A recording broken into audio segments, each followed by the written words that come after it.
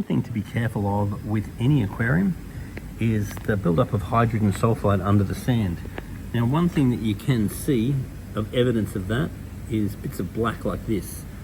So that can be evidence that you're getting bad bacteria underneath the sand. Now, what happens is the oxygen needs to penetrate into the sand. And if the oxygen can't penetrate into the sand, then you get different sorts of bacteria. You got various anoxic bacteria that can actually be bad and can actually discharge gases like hydrogen sulfide.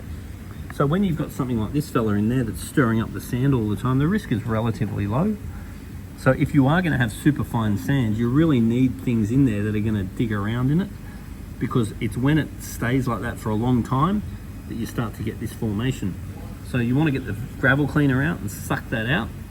And then if you ever do suspect that you've got hydrogen sulfide, what I would want to do is make sure that you have some polyfilter in the filter, because there's been circumstances where I've released hydrogen sulfide, and if you have polyfilter in the filter, the polyfilter will adsorb and absorb the hydrogen sulfide out of the water, and therefore you will likely be okay.